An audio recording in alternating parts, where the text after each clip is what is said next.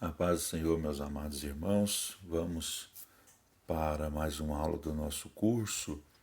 Hoje vamos falar sobre o livro do profeta Amós.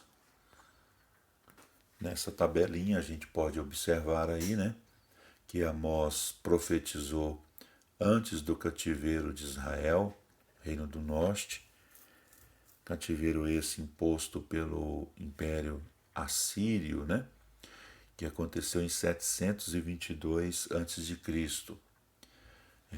O livro do profeta Amós tem a sua data no ano 760 e ele apresenta uma das qualidades do caráter de Deus, que é a questão da justiça.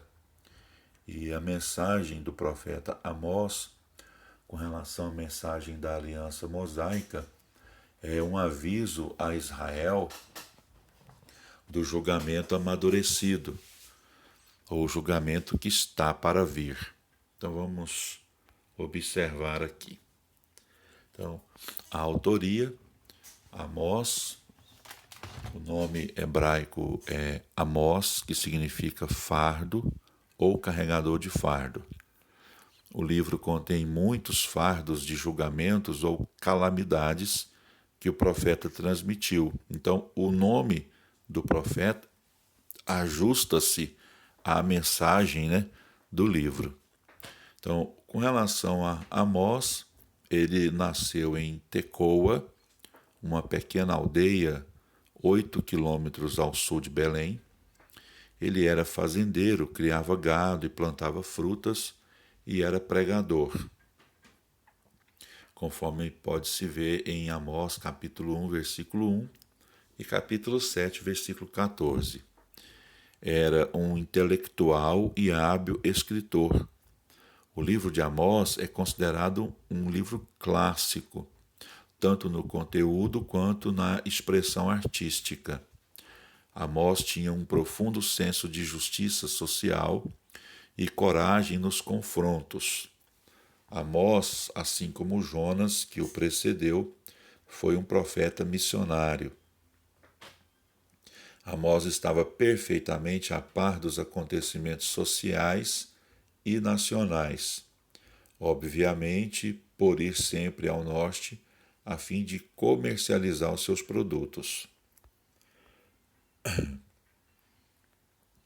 O cenário histórico do livro de Amós. Data em que foi escrito, 760 a.C. Jeroboão II, que reinava em Israel, e Uzias, que reinava em Judá, reinaram simultaneamente de 767 a 752 a.C.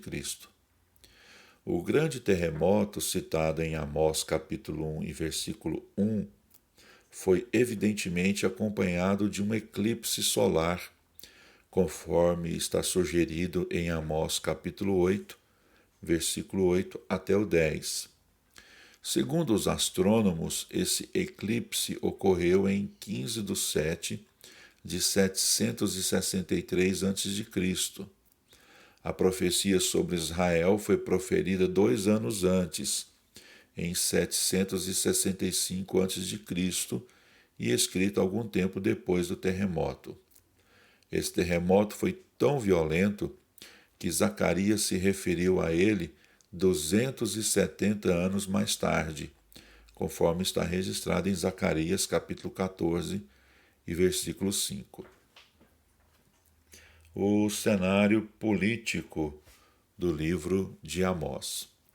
Internacionalmente, de 800 até 745 a.C., o Crescente Fértil, que na próxima página tem um mapa acerca do Crescente Fértil e vocês vão poder observar, gozou de uma relativa paz. Durante esse período, o Egito mostrou-se um tanto fraco e a Assíria só começou a conquistar o Ocidente em 745 a.C. Nacionalmente, Israel e Judá lutaram entre si com violência. Jeoás, rei de Israel, quase 30 anos antes, quase destruíra Jerusalém, que na época era o rei Amazias, sob Jeroboão II e Uzias, Israel e Judá não guerrearam entre si e conheceram um período de prosperidade e de expansão. A ideia de julgamento ou colapso nacional estava longe do pensamento de todos, por causa desse período de prosperidade e de expansão. Ninguém suspeitava que dentro de 10 anos, desordens políticas e assassínios estremeceriam o país, arremessando de encontro à destruição. Então, há aqui, o mapa do crescente Fértil, que está aí pontilhado, toda essa região dentro desse pontilhamento é o chamado crescente fértil, por causa ali principalmente da região da Mesopotâmia, por causa dos rios Tigre e Eufrates e por causa lá do rio Nilo. Então todo essa faixa de terra aí é chamado de crescente fértil. Então vamos aqui para o cenário religioso.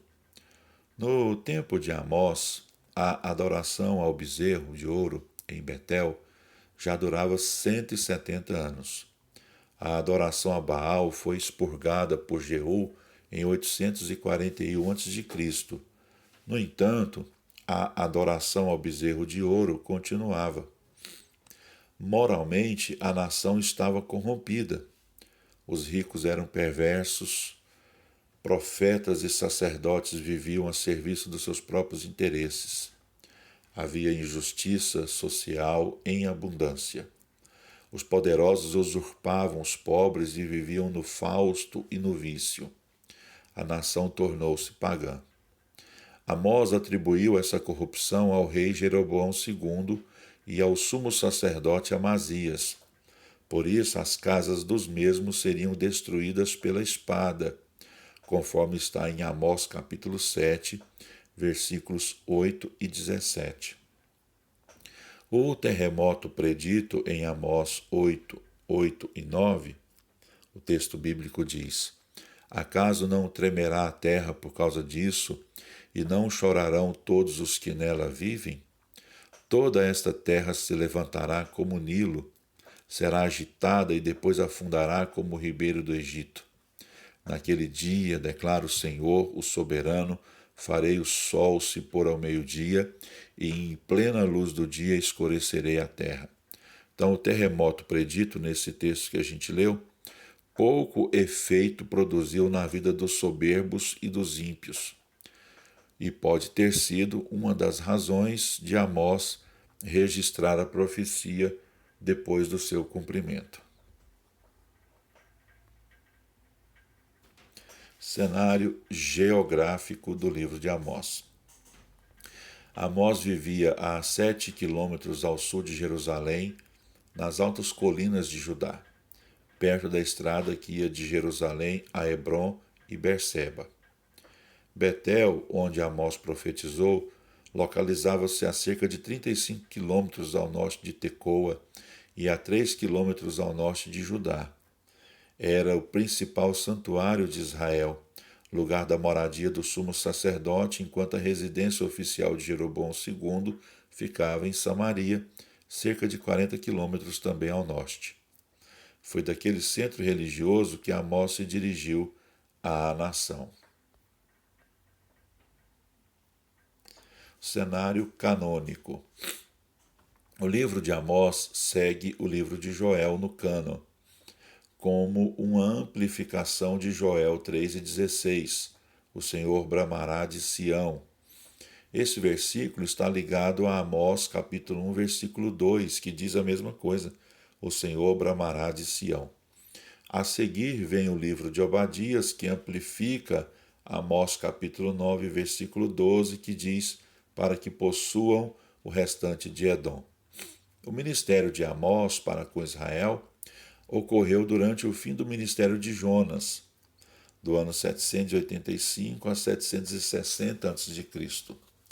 O de Amós, entretanto, foi uma cruzada veloz como um relâmpago, um prognóstico hábil e uma severa condenação, A ênfase, a esse mesmo cenário veio Oséias 5 a 10 anos mais tarde, 755 a 725 a.C., com o intuito de dramatizar a condição desastrosa do país, deplorando a corrupção incorrigível da qual o povo não queria tomar conhecimento. Objetivo do livro de Amós. Soar a trombeta avisando a liderança e a aristocracia de Israel do iminente julgamento de Deus sobre a nação. Essa admoestação visava a corrupção espiritual, moral e social. A nação estava prestes a ser destruída em virtude das injustiças sociais praticadas pela aristocracia contra os pobres e os fracos. Contribuições singulares do livro de Amós. ênfase na justiça social.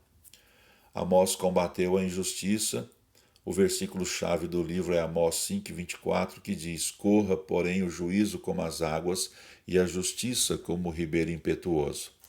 Apesar de sua cruzada ter sido realizada em Betel, santuário da adoração do bezerro, Amós praticamente não mencionou esse pecado da nação ao proclamar a ira de Deus contra a violação dos direitos humanos e exploração dos pobres. Enfatizou a grande preocupação divina pela moral. Nos seus muitos julgamentos, o profeta enfatizou que qualquer nação, ao violar os conceitos morais e sociais divinos e entregar-se à exploração do pobre, está fadada à destruição. O profeta do juízo divino.